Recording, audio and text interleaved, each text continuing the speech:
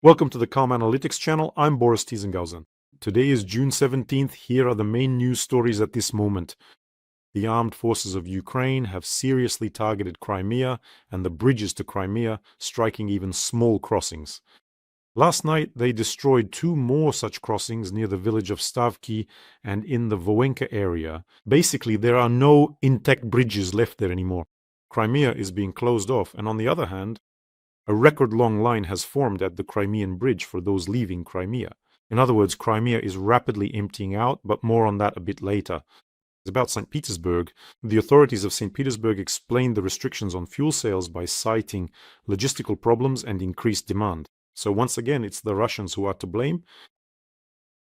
And think about it, when was the last time in Russia that there were problems with gasoline all across the country? And the authorities are talking about a logistics problem. Russia does need to solve its logistics problem, but it looks a little different. They need to take one mummy out of the mausoleum and bring another one in. Well, to put it even more simply, there is actually a very straightforward logistics problem in the Russian Federation. They just need to deliver a snuffbox directly to the bold cabin. Once this logistics problem is solved in Russia, all the Russians' problems will miraculously disappear, not just the ones with gasoline. But anyway, the Magyar will provide you with logistics by air, so don't worry. And now the most important news. The Moscow Oil Refinery has completely halted oil processing after a drone attack. Reuters reports this, citing its own sources. And yet Muscovites still haven't received a clear answer. How did it happen that drones broke through all the air defense rings and struck the most protected site? The oil refinery, which, I remind you, is located just 16 kilometers from the Kremlin. I did the math here. It's a simple math problem considering the speed of our Yakutia drone, which attacked this Moscow oil refinery in Kapotnya. From this refinery, Yakutia would have had just under 6 minutes of flight time left to reach the Kremlin. But there was no such task to strike the Kremlin. We'll deal with the refinery, and after that, the Russians can handle things themselves. Maybe they'll deal with the Kremlin too. And now comes the most interesting part. After the news about the shutdown of the Moscow refinery, I came across something, a post by one Z-blogger who suddenly made an amazing discovery for himself and started sounding the alarm. He cried out, "Help!" He put the puzzle together. He says, "Don't you see what the cunning Ukro-Saxons are up to?" And when the Russians put this puzzle together, they were probably very surprised, but it was already too late. So what is this Z-blogger writing about? So here's what he writes. The following. Before this, that is before the strike on the Moscow oil refinery, everything looked like a series of separate attacks on our Russian oil refineries. Kstovo, Ryazan, Yaroslavl, Volgograd, oil pumping stations, line dispatcher stations. It seemed that Ukraine was simply striking at the oil industry wherever it could reach. It was reducing the Russian Federation's exports and creating problems for individual enterprises. But then, when this Z-blogger put all the strikes together into one picture, when he marked the points on the map, oh horror, he realized the secret plan. It turned out that Ukraine was systematically targeting the fuel heart of Moscow, simultaneously cutting off the pipelines leading there from different directions. In other words, cunning Ukraine. It was no accident that they were knocking out the linear stations and pumping stations of oil refineries around the Moscow region. So the problem for Moscow is also that there is a ring. This fuel system, which is looped together by pipelines, is not autonomous. It is supplied with fuel from the Ryazan, Yaroslavl, Kostovo, and other refineries, which have already taken their hits. So by the time the Kremlin finally saw the whole picture, much had already been done. And, of course, the cherry on top. The strike on the Moscow oil refinery in Kapotnya became the icing on the cake, after which it shut down. Or maybe the Kremlin saw this earlier, but they can't do anything about it, which is why Putin mumbles with his dentures. Everything is fine, there are no problems at all. And maybe they even show him the news. Like, you know how in North Korea people jump around with plastic flowers? Putin, there are no problems with gasoline. There was recently news that Putin gets special news. They put together separate news bulletins for him, so maybe that's what they show him. Although, I don't know, judging by everything lately, he doesn't seem very cheerful. I wonder just how long. How long will Moscow last without gasoline, and will citizens from other regions of the Russian Federation sympathize with Muscovites? Actually, I think the math here is absolutely simple. If Ukraine launches several hundred drones every day at the territory of the Russian Federation, striking multiple oil refining facilities at once, and with each passing day more and more Russian regions are imposing fuel restrictions, then it's absolutely clear where all this is heading. In other words, they physically can't repair what is being put out of commission fast enough. It won't magically repair itself like Putin claims. By the way, friends, don't forget to subscribe to this channel. It's important. You can do it right now. It helps promote the channel. We are fighting against Putin's propaganda. Let's do it together. So make sure to subscribe. And of course, there's a bonus for those who subscribe.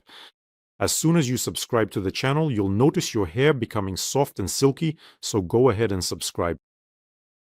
Various restrictions on fuel sales have been introduced in at least 53 regions of Russia and in the occupied territories of Ukraine. So, for example, when I made the program at the beginning of June, there were restrictions in 15 regions, but by mid-June, more than half of Russia's regions had introduced restrictions.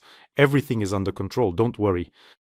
I think, friends, that we will live to see the moment when the foolishly giggling Putin, he'll be sitting there, in a straitjacket, and they'll ask him, what happened to Russia? And with a silly grin, he'll say, it sank. And everyone will be genuinely surprised. How did no one around notice that he was insane? And at that moment, Putin, with his wandering, somewhat vacant gaze, will be drawing a cat's backside on the wall. Remember how he drew it for the children? I think we will all witness that moment. A new social studies textbook for 9th grade, edited by Dmitry Medvedev, has gone on sale. Come and get it, school children, they'll tell you in this textbook. So what topics? School children will be told about the state, about civilization. They'll talk about the key interest rate, about scammers, about artificial intelligence, about the warriors of Kadyrov's special forces, and about Russia's path to the future. Oh, Medvedev really put it all together, yeah, like some kind of alcoholic's fever dream. This is a real combo or something, but where are the useful tips? I don't get it. A moonshine still made from acorns, matches, and modeling clay? Where's all that? All right, now a bit more news from the clinic queue, straight from some grumpy pensioners. Lukashenko made a statement. I missed this news yesterday, so today I'll read it out to you. Lukashenko said that the Russian invasion of Ukraine has lasted so long because Putin was deceived, not just by anyone, but specifically by the Vatican and the Jews. This is not a joke. Yes, the Vatican and the Jews deceived Putin. Lukashenko claimed that in 2022, Putin pulled troops back from Kiev. We all remember this. And then these forces, the Vatican and the Jewish lobby, they deceived him. I've already said this 100 times. Well, you pulled the troops back, but you were deceived. You saw it, you understood. Well, move the troops back to Kiev. What's the problem? Why can't Putin now just take his troops and move them to Kiev? He takes them from Donbas, so let him move them there. Why can't he? What do you think? Honestly, it seems to me that in this world, there's no one left who hasn't tricked Putin yet. I mean, Macron, Boris Johnson, who else? Merkel, Merz, the Vatican, the Jewish lobby, Ukraine reptilians. Who else hasn't tricked Putin? Everyone is tricking him. But somehow this Botoxed scoundrel just won't burst. And if he were destroying those who elected him right there inside Russia, well, there would be no questions for him. You chose him yourselves, so deal with it yourselves. But unfortunately, because of this biomaterial, people are dying, the sons and daughters of Ukraine, every day performing incredible feats, holding back this huge Russian army. And in every episode, we have an important fundraiser for the defense forces of Ukraine. Today, we are continuing a major fundraiser for the Active Operations Unit of the Main Intelligence Directorate, the Ferrata unit. This unit specializes in the most complex multi-level tasks, that is, both aerial and surface drones, underwater drones, and many other interesting things. Let's help our GUR fighters. They recorded a video message for you. Please take a look. Підрозділ активних дій гурмо Ferrata дякую Борису Тізенгаузену та його підписникам за допомогу, яку ви надаєте Збройним силам. І просить вас про підтримку наших зборів на автомобілі. Автомобілі – це важливо на фронті, це евакуація, це логістична підтримка наших підрозділів, це підвоз БК, провізії та дронів нашим хлопцям, які стримують ворога на фронті. Просимо вас підтримати наші збори. Цінуємо вашу підтримку і допомогу. Слава Україні! Героям слава!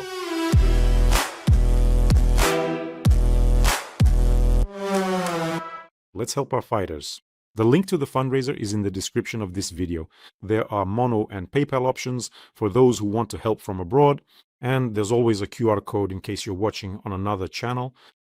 And in every episode, I want to thank you separately for helping Ukraine, for supporting our defenders. Thank you so much. This is important news for us. The manufacturer of Storm Shadow missiles will help Ukraine create a new Neptune 2 missile.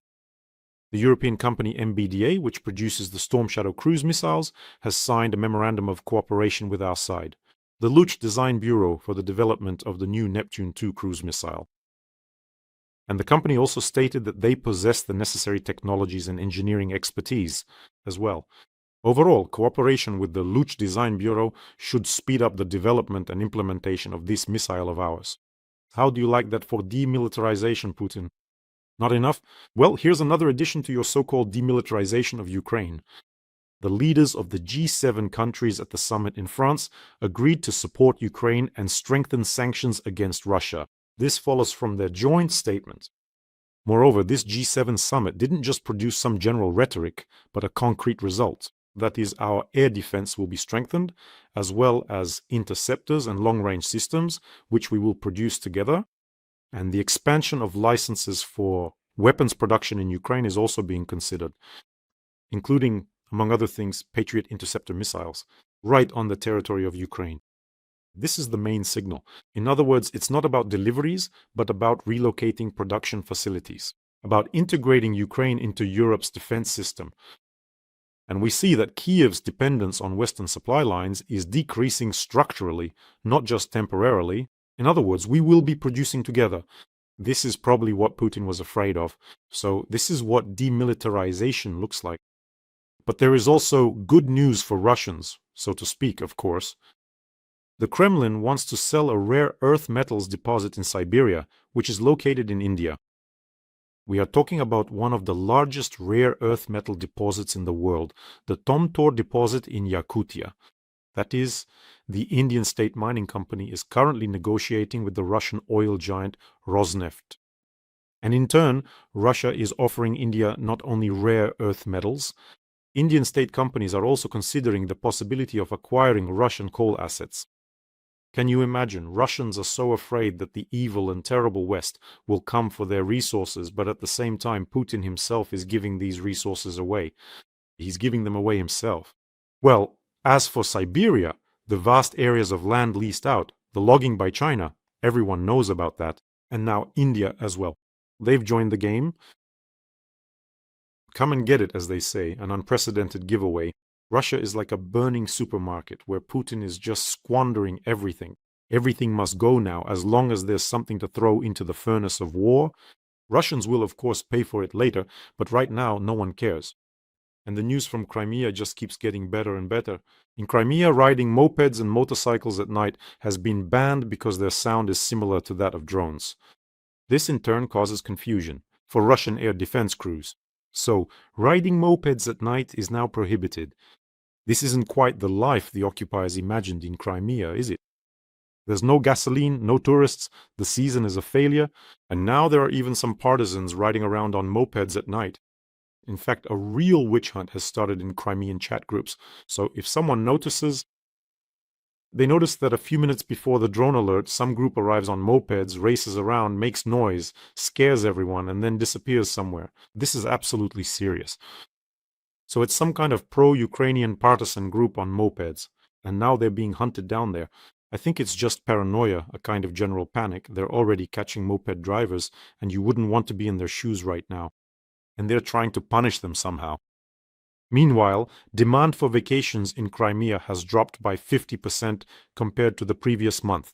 Tour cancellations are continuing, so Crimea, which basically survives on subsidies and a little bit from what it earns during the season, will of course say a big thank you to Putin. Now, even if stones fall from the sky, by the way, Medvedev could come to Crimea. Why should he just sit there with his textbook and repeat his legendary phrase, "There is no money"? but hang in there, the one he once said in Crimea.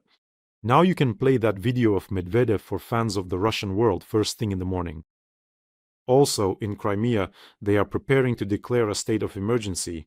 There is information about this. For some reason, they mentioned the 21st. Well, we'll see. I think events will unfold quite differently, but let's wait and see. By the way, the problem isn't just in Crimea. The Sochi airport has been hit by a real collapse. Due to drone attacks, flight delays have exceeded 40 hours. Hundreds of passengers are stranded in Sochi. Just in the past 24 hours, the airport was closed 4 times because of air raid alerts. As of this morning, more than 100 flights have been delayed. No, what vacation, what flights? Are you serious? There's a war going on, no flights at all. So just stay there in Sochi then. And then there's Iran. Iran is getting ready to stab Putin in the back. The International Energy Agency released a statement about this today. A deal with Iran will create a significant oil surplus as early as this year. The global oil market hasn't even had time to adjust to the loss of about 10% of supplies due to the war. How can normalization of the situation force it to adapt to a surplus as well? In other words, if the peace agreement between the US and Iran is upheld and everything is pointing in that direction, then oil production, in just a few months, it will significantly, and next year it will exceed demand by 5 million barrels per day. That's actually pretty good. Trump just today announced that it's time to reinstate sanctions against Russian oil, which had been partially lifted because of the war with Iran. We're waiting for the moment when Trump once again becomes the villain, the main Anglo-Saxon, the saboteur, and the enemy on Russian television. That's how fickle love is. Fans of the Russian world. And you, friends, take care of yourselves, take care of your loved ones, subscribe to this channel, don't forget, and let's help our fighters from the GUR Ferrata unit. The link to donate is in the description of this video. Have a peaceful day, everyone, and glory to Ukraine.